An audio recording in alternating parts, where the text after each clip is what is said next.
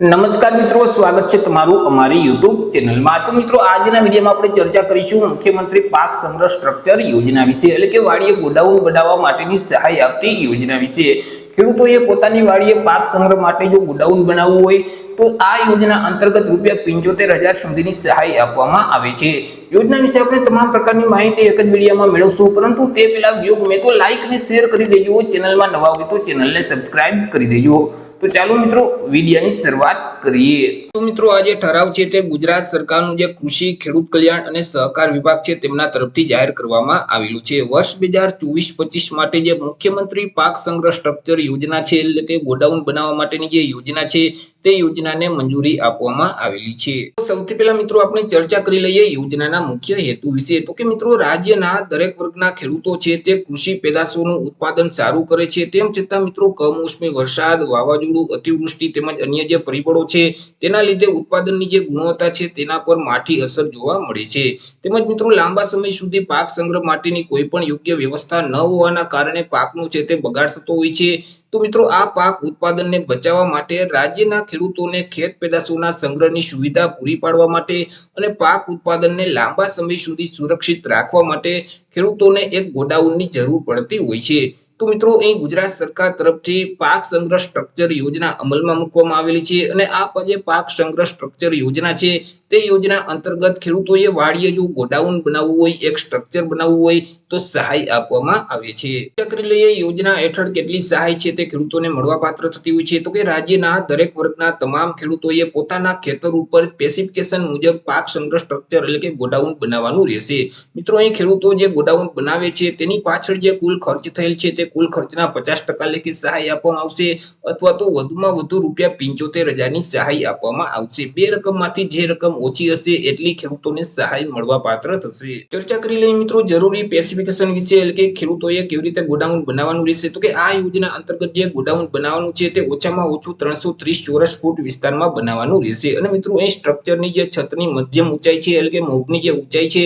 તે પ્લિન્થ લેવલથી 12 ફૂટ હોવી જોઈએ, જ્યારે ન્યૂનતમ લઘુત્તમ પાયો છે, ફાઉન્ડેશન છે તે મિત્રો જમીનથી 2 ફૂટ કરતા વધારે ઊંડો હોવો જોઈએ। તે સિવાય જમીનથી ન્યૂનતમ 2 ફૂટ ઊંચાઈએ પ્લિન્થ તૈયાર કરવાની રહેશે।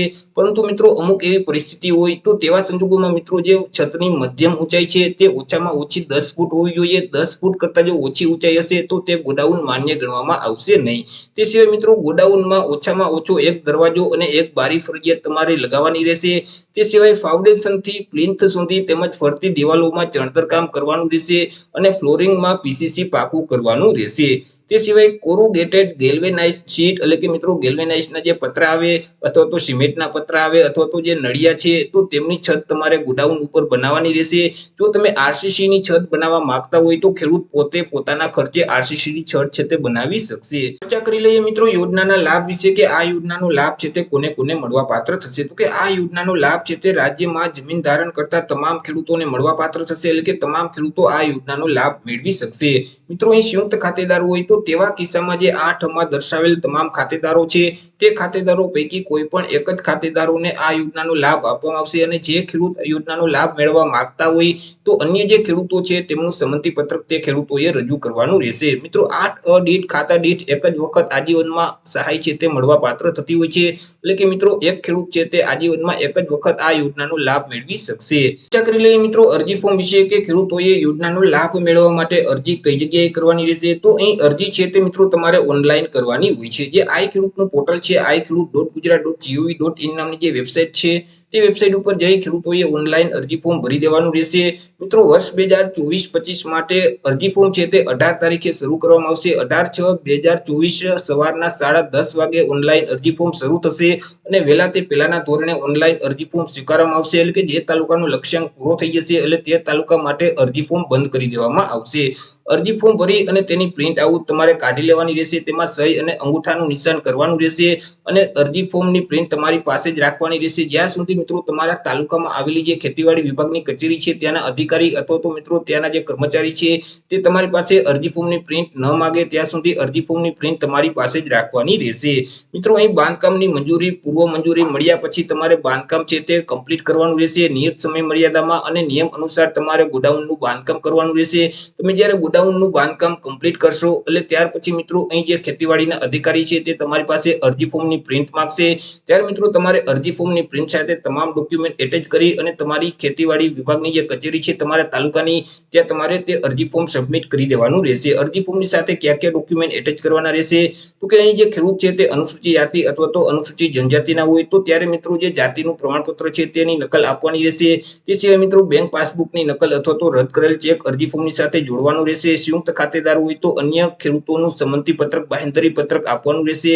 બાંધકામ સંબંધિત આધાર પુરાવા ખેડૂતોએ રજૂ કરવાના રહેશે। તો આટલા ડોક્યુમેન્ટ અરજી ફોર્મની સાથે જોડી અને તમારા તાલુકામાં આવેલી જે ખેતીવાડી વિભાગની કચેરી છે ત્યાં મિત્રો અરજી જમા કરાવવાની રહેશે। તો આ રીતે મિત્રો વર્ષ 2024-25 માટે જે મુખ્યમંત્રી પાક સંગ્રહ સ્ટ્રક્ચર યોજના છે તે યોજનામાં વહેલા તે પહેલાના ધોરણે ઓનલાઈન અરજીઓ મંગાવવામાં આવેલી છે। તો આશા રાખું છું વિડીયો પસંદ પડ્યો હશે। વિડીયો પસંદ પડ્યો હોય તો લાઈક અને શેર કરી દેજો। ચેનલમાં નવા હોય તો ચેનલને સબસ્ક્રાઇબ કરી દેજો। ફરી મળીશું એક નવા ટોપિક સાથે એક નવા જ વિડીયોમાં। ત્યાં સુધી જય હિન્દ, વંદે માતરમ।